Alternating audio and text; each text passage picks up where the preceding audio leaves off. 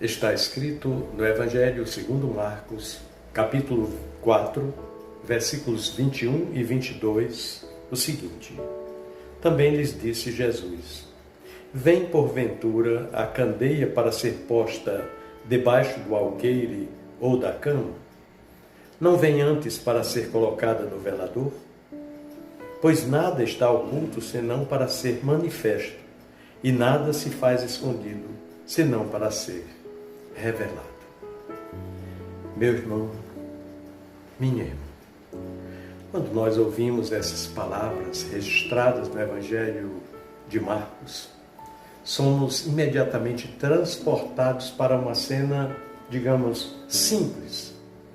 Uma casa humilde da Galileia, uma chama bem pequena tremulando na escuridão e um ensino profundo que atravessa os séculos e chega até nós, aqui neste tempo de tanta correria, esse tempo barulhento e saturado de informações. A parábola da candeia também aparece no Evangelho de Lucas e encontra eco também no Evangelho segundo Mateus. Isso nos mostra algo extremamente importante. Jesus repetia verdades que ele considerava essenciais. Ele sabia que o coração humano é muito propenso à distração, que a memória é frágil, que a vida corre muito veloz. Por isso ele voltava ao mesmo ponto, ou seja, a luz foi feita para brilhar. Imagine aquela casa do primeiro século, paredes muito simples, poucas janelas, ambiente escuro ao cair da noite. A iluminação não vinha de energia elétrica, pois não existia ainda, mas de uma pequena candeia de barro abastecida com azeite de oliva. Uma chama pequena, mas suficiente para transformar todo o ambiente. Nas casas mais pobres havia apenas uma candeia, uma só. Se ela se apagasse, tudo ficaria em trevas. E Jesus chega e pergunta: Vem porventura a candeia para ser posta debaixo do alqueire? O alqueire era um recipiente usado para guardar cereais. Colocar a lâmpada ali seria o mesmo que sufocar a sua função. E ele acrescenta: e debaixo da cama? A cama era um simples colchão enrolável. Esconder a luz ali seria algo absurdo. A luz não foi criada para ser escondida. A luz existe para cumprir o seu propósito, iluminar. E aqui começa a aplicação que precisa atravessar a nossa geração. Nós vivemos dias de exposição constante. Redes sociais, câmeras, vitrines digitais. Uma cultura que valoriza muito a aparência, a performance, o engajamento. Nunca na história foi tão fácil aparecer e, paradoxalmente, nunca foi tão comum esconder a verdadeira luz. Pois é, há uma diferença entre visibilidade e luminosidade. Visibilidade significa estar diante dos olhos das pessoas, enquanto que luminosidade significa refletir a glória de Deus através da nossa vida. Jesus não está falando de autopromoção, está falando de missão. Ele não está incentivando o espetáculo, não está convocando, ele está convocando, na verdade, para testemunhar. Quando ele declara no Evangelho de Mateus 5, 14 e 15, que diz: Vós sois a luz do mundo, ele está afirmando que os seus discípulos participariam da luz que vem dele, Jesus. Porque no Evangelho de João 8, versículo 12, ele próprio declara: Eu sou a luz do mundo. Olha, nós não somos a fonte, somos o reflexo. E aqui está uma verdade teológica que eu diria é fundamental. A luz que brilha em nós é a palavra viva de Deus. O salmista declara no Salmo 119, versículo 105, lâmpada para os meus pés é a tua palavra e luz para o meu caminho. Perceba a progressão. A palavra ilumina os nossos passos, transforma o nosso caráter, molda as nossas decisões e então, através de nós, ilumina o mundo. Mas a parábola da candeia está inserida logo após a parábola do semeador. Isso não é coincidência. Primeiro, a semente é lançada no solo do coração. Depois, a luz deve brilhar. Ou seja, a palavra é recebida, germina, frutifica e então se torna testemunho visível. Se a semente caiu em boa terra, a vida vai brilhar naturalmente. E aqui precisamos fazer uma pausa e refletir. O que está abafando a luz em nossos dias? O alqueire moderno pode ser o medo, medo de rejeição, medo de críticas, medo de perder a aceitação social. Muitos cristãos escondem a sua fé no ambiente de trabalho, na universidade, nos círculos de amizade, porque temem ser rotulados. A cama moderna pode ser o conforto, uma fé privada, silenciosa, uma fé, eu diria, confortável, que não confronta, que não se posiciona, que não evangeliza. Mas Jesus é muito claro. Ele diz, a luz foi feita para o velador, para o lugar apropriado, para um lugar onde irradia-se. E ele continua, nada está oculto, senão para ser manifesto. Esta declaração tem múltiplas camadas, digamos assim. Primeiramente, ela fala sobre a revelação do reino. O ensino de Jesus não veio para permanecer secreto. O Evangelho não é uma filosofia esotérica para poucos iluminados. Não, mas é a boa notícia para o mundo inteiro. Na época de Jesus, muitos líderes religiosos escondiam a verdade sob tradições humanas. Criavam sistemas pesados, legalismos, rituais vazios. Mas Jesus veio revelar o coração do Pai. E essa revelação continua. O que hoje parece oculto, um dia será manifesto. É isso que ele fala. Isso também aponta para o juízo final. Em um mundo onde as pessoas acreditam que podem viver na sombra, que podem pecar no anonimato, que podem esconder intenções, Jesus afirma, tudo será revelado. Tudo, absolutamente tudo. Essa verdade, eu diria, é uma verdade solene. Solene porque nos dias digitais, onde se pensa que conversas privadas nunca serão expostas, onde se acredita que atitudes secretas jamais virão à tona, a palavra de Deus nos lembra que há um tribunal maior. Nada, absolutamente nada, escapa aos olhos de Deus. Mas essa revelação não é apenas ameaça. Não, a verdade não é uma ameaça. É esperança.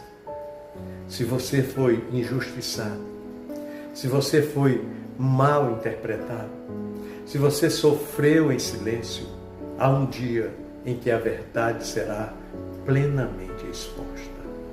A luz revelará tudo. E então Jesus faz uma exortação pastoral muito poderosa. E ele diz, se alguém tem ouvidos para ouvir, ouça.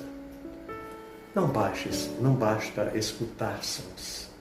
É preciso ouvir espiritualmente, assimilar, absorver essas verdades. Estamos numa geração que ouve muito, mas escuta pouco. Podcasts, vídeos, mensagens, notícias, fluxo constante de informação.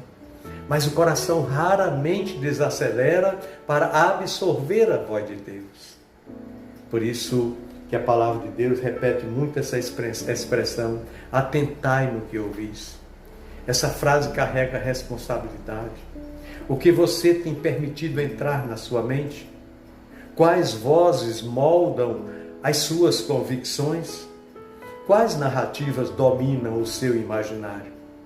Porque à medida com que você mede, você será medido. Aqui Jesus ensina um princípio espiritual extremamente profundo. Responsabilidade proporcional à luz recebida.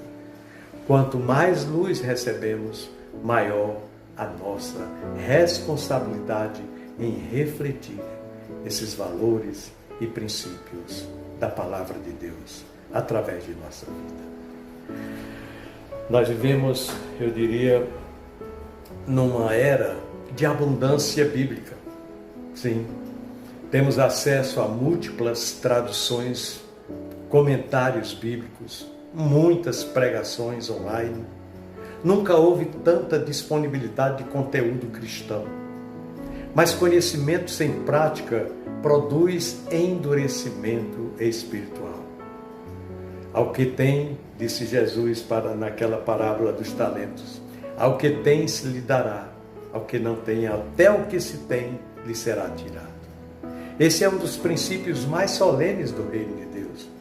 Ou seja, quem valoriza a luz, recebe mais luz. Quem despreza a luz, perde até a sensibilidade espiritual que possuía anteriormente. Espiritualmente não existe estagnação. Ou avançamos ou retrocedemos. Nesses dias tão agitados em que vivemos, a tendência é superficialidade. Consumimos versículos como frases motivacionais. Compartilhamos imagens com textos bíblicos, mas não mergulhamos nas Escrituras. A candeia precisa de azeite. Sem azeite, a chama se apaga. Esse azeite simboliza dependência contínua de Deus, vida no Espírito, comunhão diária, alimentação constante na palavra. Sem isso, a luz se torna fraca, intermitente, quase imperceptível. E o mundo encontra-se escuro. O mundo, disse Jesus, o mundo jaz nas trevas. Ansiedade crescente, nunca vimos tanto ansiedade, problemas emocionais, depressão generalizada, violência banalizada, relativismo moral, confusão de identidade, pessoas tentando encontrar significado em performance, em consumo, em aprovação. E nesse cenário, o cristão não foi chamado para competir por atenção. Ele foi chamado para brilhar. Não com arrogância, mas com santidade. Não com gritos, mas com coerência de vida. Não com espetáculo, mas com fidelidade. A luz verdadeira não precisa de marketing. Ela simplesmente dissipa as trevas. Quando um cristão vive com integridade no trabalho, isso é luz refletindo a glória de Deus. Quando um cristão perdoa em vez de se vingar ou guardar ressentimentos, isso é luz. Quando mantém pureza num ambiente corrompido, isso é luz. Quando proclama o Evangelho com amor e com coragem, isso é luz. E essa luz não é para autopromoção, mas para a glória de Deus. Olha, meu querido irmão, minha amada irmã, há algo profundamente pastoral aqui. Muitos cristãos sentem-se pequenos, mas nós somos apenas uma chama fraca, assim dizem.